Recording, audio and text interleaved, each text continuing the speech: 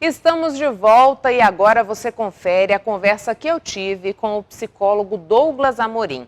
Aqui você entende o que desencadeia o comportamento negacionista e como ele pode ser utilizado como uma ferramenta política. Como que a gente pode explicar, Douglas, esse tipo de comportamento quando a gente tem uma gama de informações disponíveis, quando a gente tem a internet, onde é possível pesquisar, né, e tirar a contraprova de tudo isso que vem acontecendo? Por que a gente tem tão forte esse comportamento negacionista? O comportamento negacionista é uma coisa que acaba sendo um comportamento muito típico naqueles momentos de passagem em que a gente precisa reorganizar a nossa vida.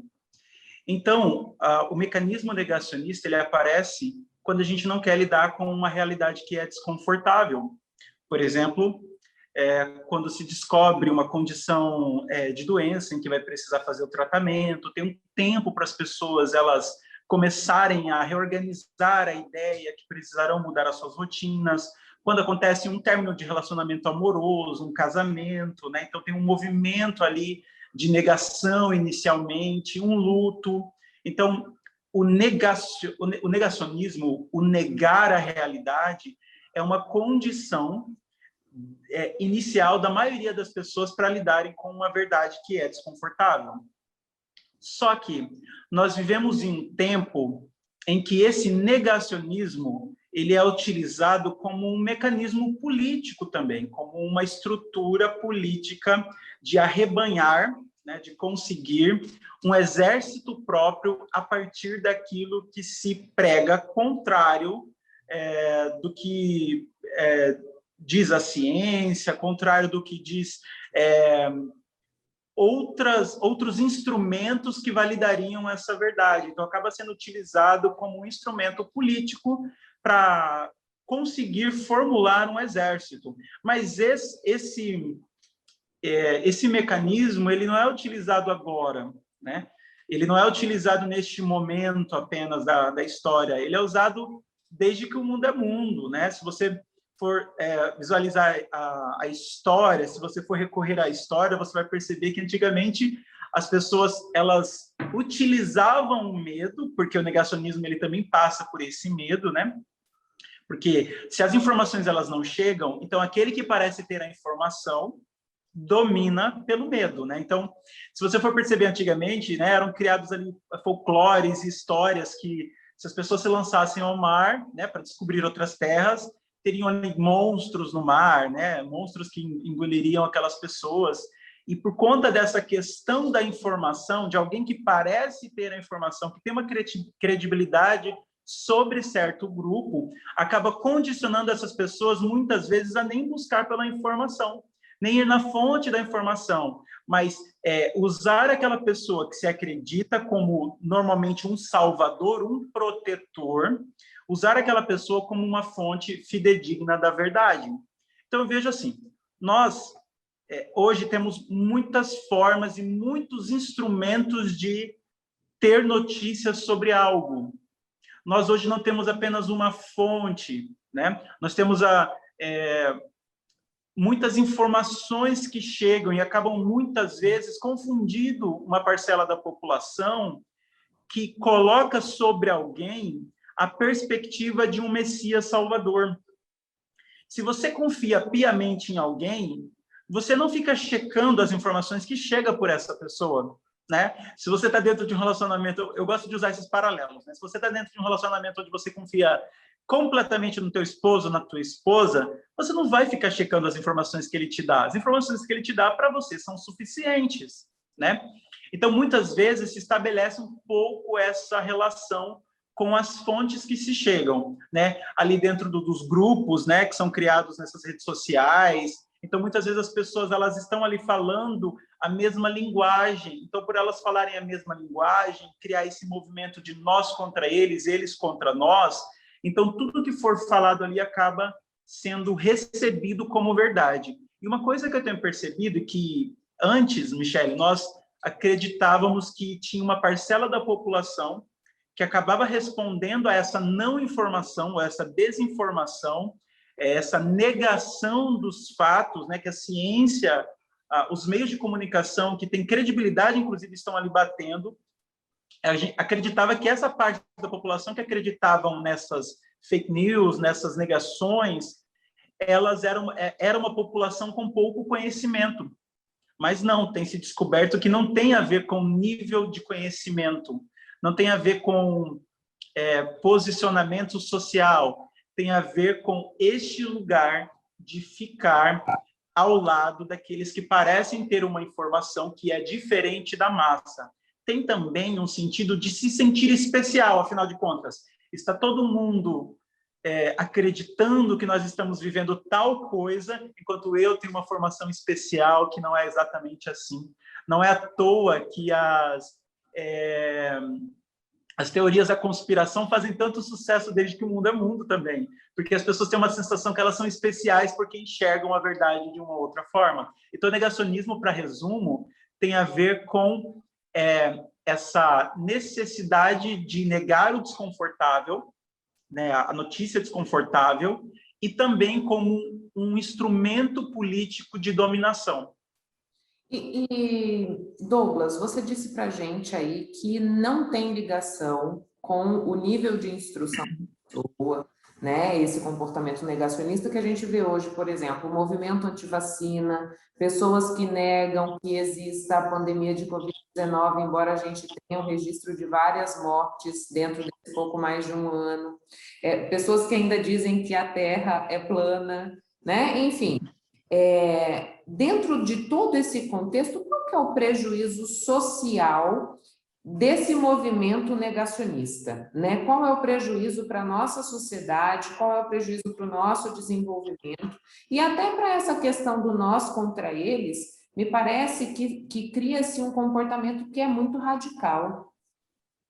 Sim, porque quando você isola grupos e que não faz esse caminho do meio em que coisas serão discutidas no intuito de construir terceiras coisas, você acaba criando pessoas que vão para esse tudo ou nada, e isso é muito perigoso, porque quando nós entramos nesse caminho de nós contra eles, nós desumanizamos o grupo de lá, nós desumanizamos aquele grupo que nós estamos nos posicionando de modo contrário. Isso é perigoso, porque aquilo que é desumanizado, eu não tenho compaixão, eu não tenho empatia, eu não tenho ética sobre aquilo que é desumanizado.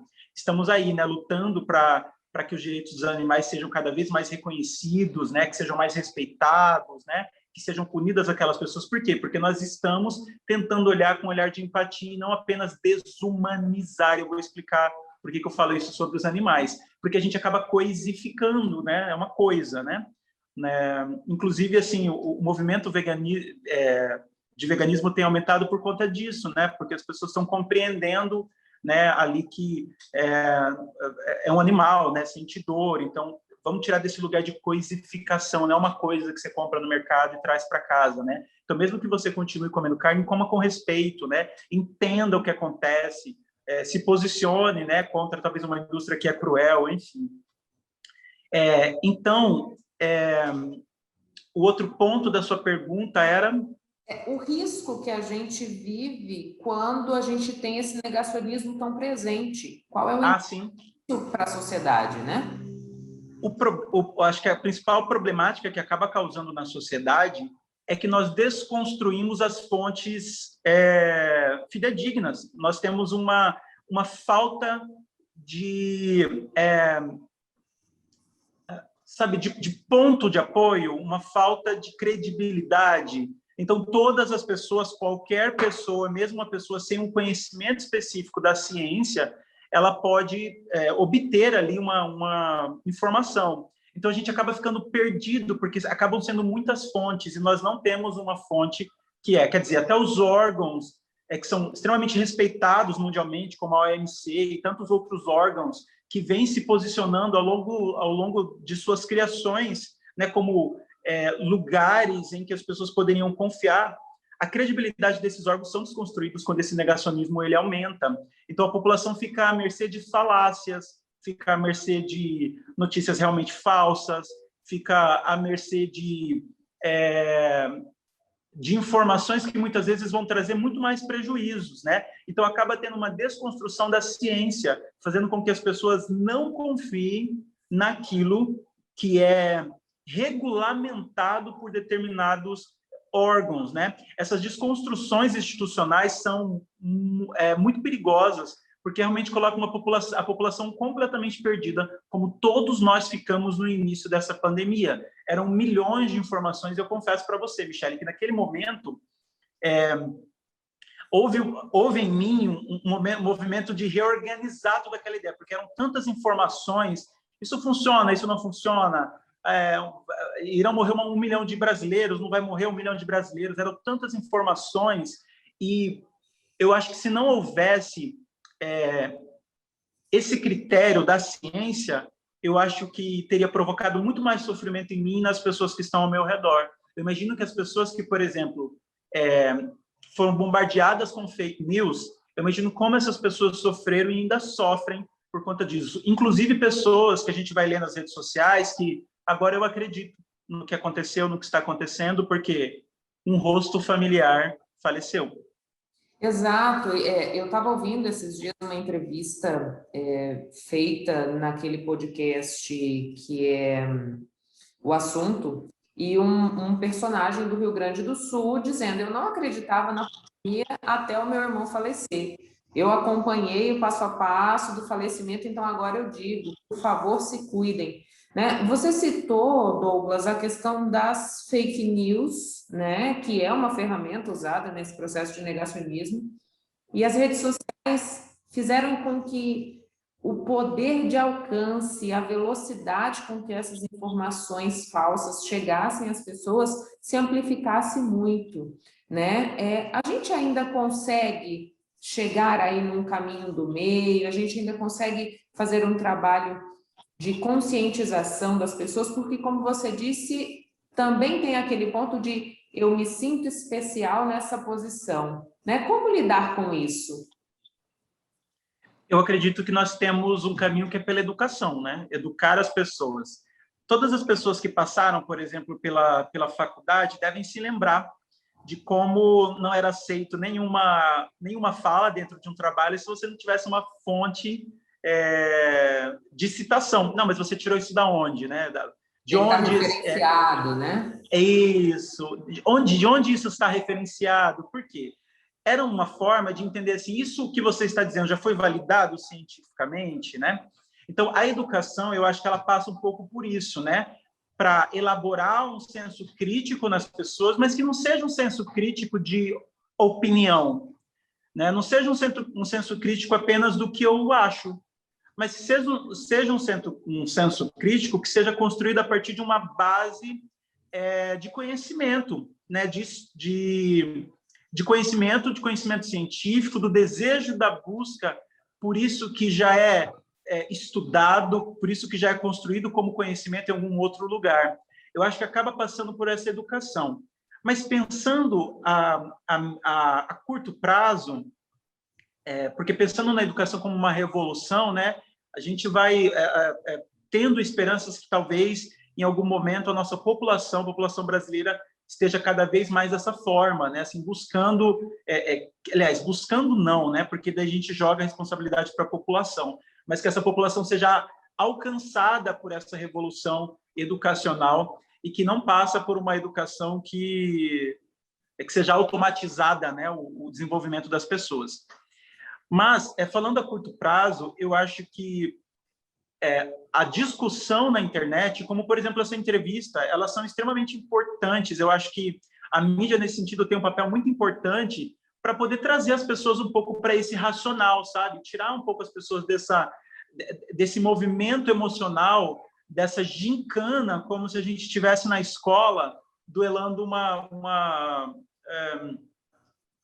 sabe, uma Olimpíada escolar, né? E quem ganha é quem grita mais alto, é quem inventa mais, né? Eu acho que a mídia ela acaba tendo um papel muito importante nessa revolução, não como apenas uma responsabilidade, mas como uma oferta também que fazem, né? Então, por exemplo, essa nossa conversa, ela é extremamente importante porque ela traz um pouco essa luz, sabe? Essa consciência a esse posicionamento que seja mais crítico. Não, espera lá. Meu posicionamento político não pode encerrar o meu senso crítico, não pode encerrar a minha inteligência, não pode encerrar a minha sensatez. Não pode encerrar, inclusive, o meu de questionar, né? E você cita a mídia, Douglas, e acho que não sem razão ela vem sendo sistematicamente atacada nos últimos anos, né? Sim. E em todo regime que flerta com totalitarismo, a primeira coisa que faz é atacar a mídia, porque se você descredibiliza quem traz a informação, você diz para essa pessoa, confia no que eu te disser. Se você ataca a mídia, você automaticamente se coloca no centro como uma fonte. Se você ataca a ciência, você fica no centro.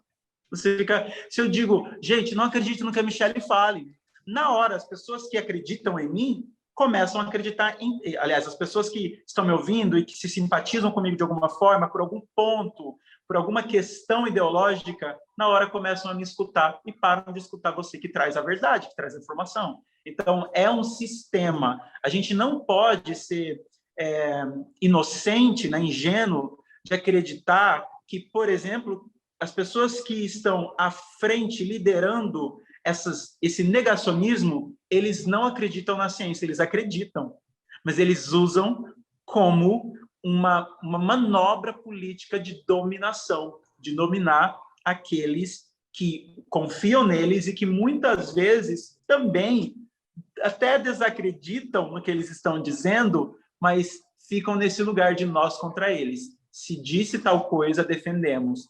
É óbvio que tem uma parcela muito grande da população que vai acreditar nesse negacionismo, porque é cultural.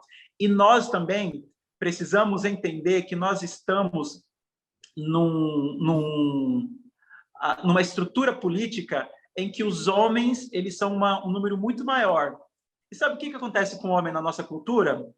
O homem não vai no médico. Sabe por quê? Porque ele acredita que ir no médico é descobrir doença. Então, ele nega essa possibilidade. Homens não fazem tratamentos. Eu sou psicólogo, né? Atendo todos os dias muitas pessoas. Aliás, todos os dias, toda semana, atendo muitas pessoas. E de 10 pacientes, 2 são homens.